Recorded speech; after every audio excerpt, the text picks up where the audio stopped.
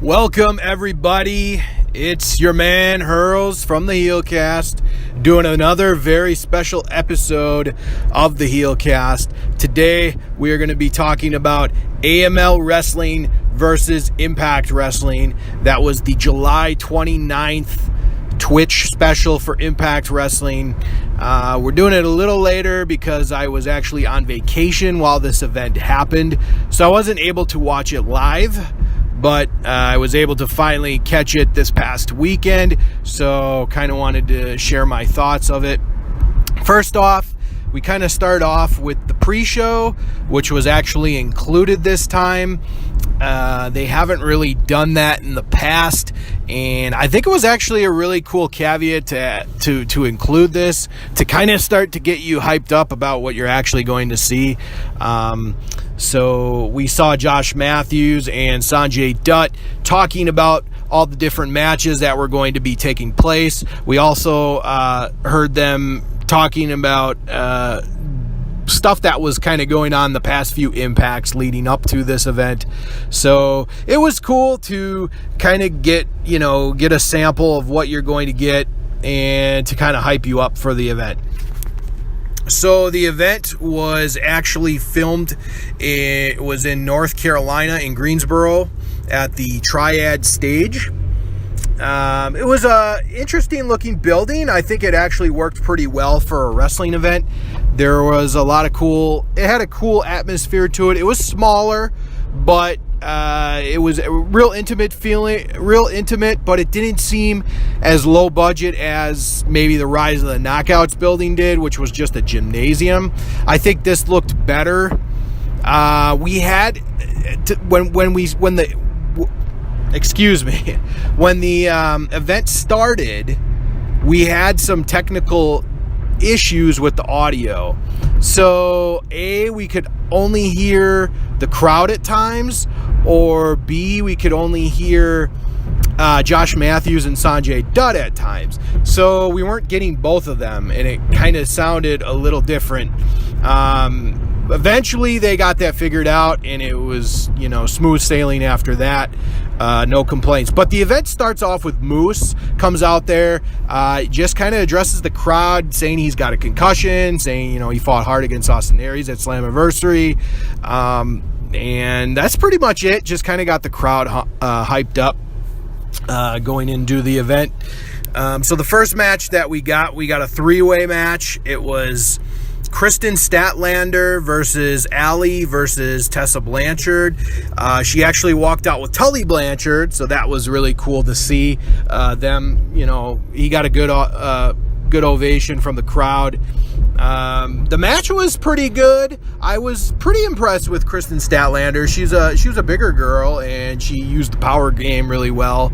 And when I mean bigger, folks, I mean taller and more muscular. No, don't mean bigger as a diss or anything.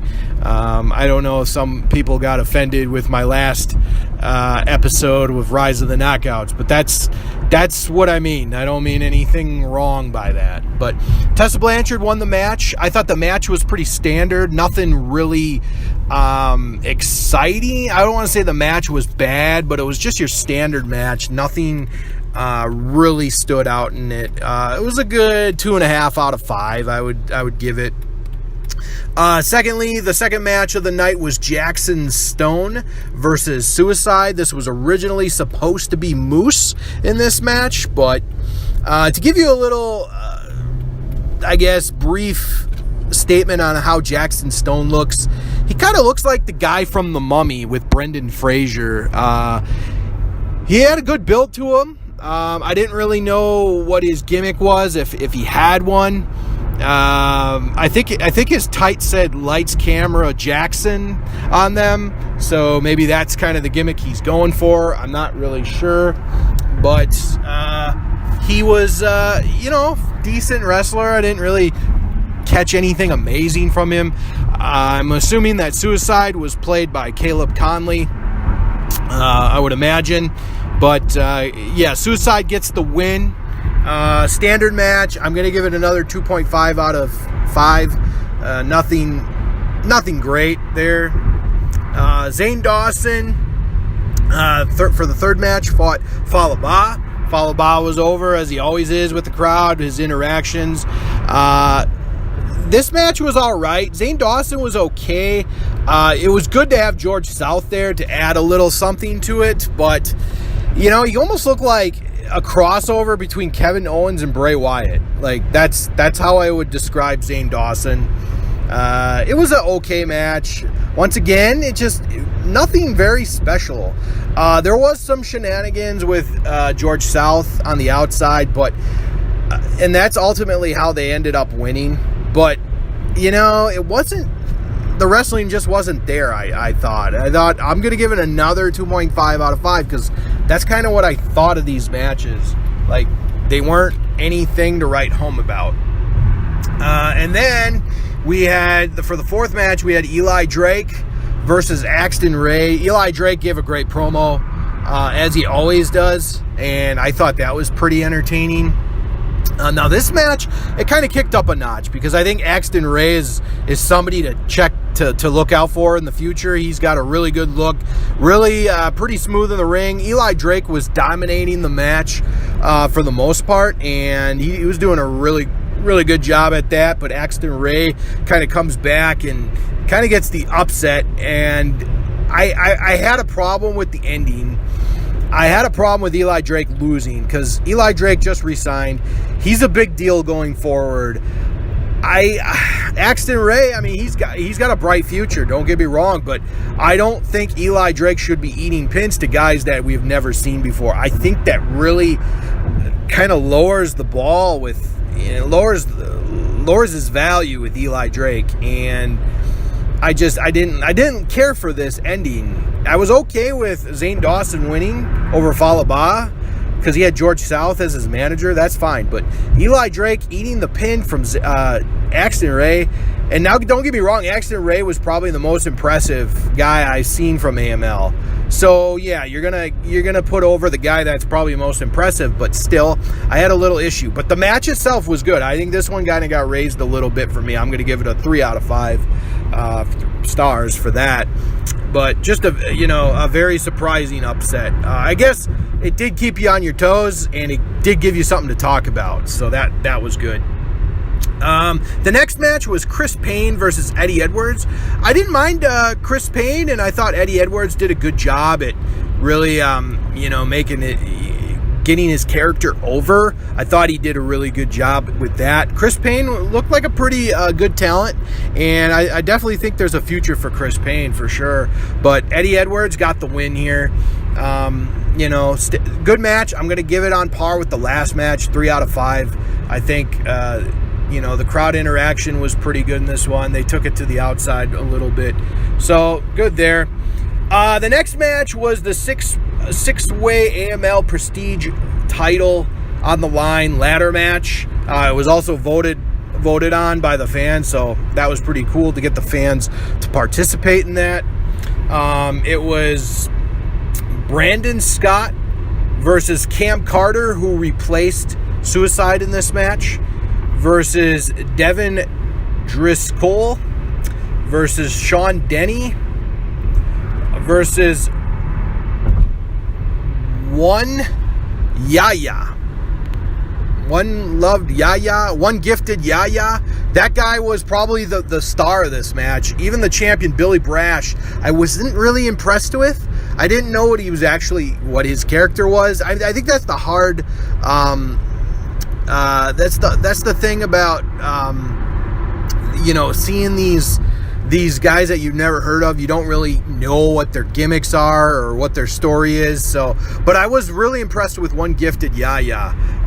He did a really good job. Like, he was probably the superstar of this match. There were some high spots, and they were mostly centered around him.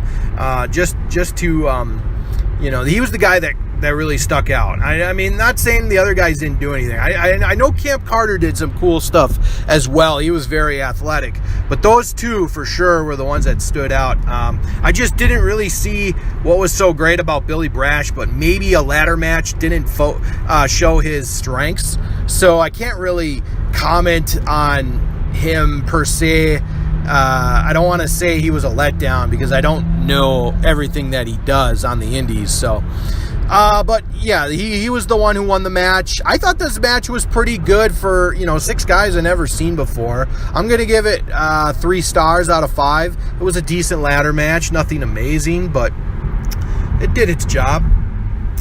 So then the 7th match of the night, we had the new Heavenly Bodies, Desirable Dustin and Gigolo Justin, versus C.W. Anderson and Preston Quinn. These were the guys who were the tag team champions in AML. They actually ended up losing. The new Heavenly Bodies are the new AML tag team champions. It's Desirable Dustin, Gigolo Justin. C.W. Anderson, I knew from ECW. He had a one pay-per-view in TNA in the past, the ECW Revival thing, which I don't want to get into because it wasn't that great. But it was cool to see C.W. Anderson back. He still does the same moves, and he looks pretty much the same. So I was definitely rooting for them. But the new Heavenly Bodies, I was cool. They did a good job. I thought this match was pretty good. I'm going to give it a 3.5 out of 5. I thought it was a solid match. It was good to see an ECW legend like C.W. Anderson. So, it was a good match. Good tag team match, and both teams did really well. And finally, for the main event, we had Matt Sydal challenging for the AML Heavyweight Championship versus Impact's own Caleb Conley. And it was totally different because Caleb Conley had a new outfit. He did not take his Impact character. He took his AML character, which was a face. So he worked as a face in this. He ends up getting the win over Matt Sydal with the Cradle Shock. And it was a really good match. I enjoyed it. It was very interesting to see Caleb Conley work as a face, and I thought he did a really good job at it. So that'll be interesting to see if Impact takes note of that he can play a face so well. And Matt Sydal, what can you say about him? He's improved so much with his character and the way he's been using psychology in his matches. I really do enjoy that. So I thought Matt Sydal did a great job as always. Caleb Conley retains the title, like I said before, with the Cradle Shot. I'm going to give this a 3.5 out of 5. Maybe a slightly above, maybe like a 3.7 out of 5. It was a good main event, though. I think he got the fans home happy. And then after the match, there was some shenanigans. But ultimately Moose got the spear. He actually ended up spearing, I believe it was Sydal after the match. I can't remember if somebody else came out. I should remember, but I don't. But Moose did get a spear on somebody to end the night, so I guess Moose did get in there and do some activity at least. So yeah, it was a good event, good main event. Way to wrap it up. I don't think it was anything special. I'm gonna say it was better than Rise of the Knockouts though, just because we got that pre-show, which really helped. The pre-show was really cool, and also we got to see all the matches, and we got to see every single match, so that was really cool in itself. So I'm glad that we got to see everything. So I'm going to say it was better than Rise of the Knockouts. I'm going to give this show a 7 out of 10. The crowd was somewhat into it. They didn't make a ton of noise, but there were times when they did pop. So, you're sitting there and the crowd's, not doing anything. I guess it kind of brings the energy down, but they did pop it sometimes. And that may have been also Impact's own issues, because they definitely did have issues with the audio at the start, but they're getting better, I should say. So 7 out of 10 for AML Wrestling versus Impact Confrontation. I'm going to give it a 7 out of 10. Definitely check it out. There's a lot of good stuff to see. It's definitely, if you're an Impact fan, you shouldn't miss. If you're a diehard Impact fan. If you're a casual Impact fan, it's probably not going to do much for you since it was a wrestling heavy show. And if you're not just into just wrestling, then probably skip it. Next month, they're going to be doing a Twitch show with a promotion out of Tennessee. I think they're going to be in Knoxville, and I think it's the same day as SummerSlam, so don't quote me. I'm not sure if I'm going to get to see it live or not. We shall see. It'll be very interesting, but overall, I will definitely be reviewing that show. and we are going to be doing a HeelCast. Hopefully we'll get that to you Thursday morning, maybe Wednesday night, but we're going to be filming that, or we're going to be taping that, and there's a lot of stuff to talk about with the whole Jeff Jarrett fiasco.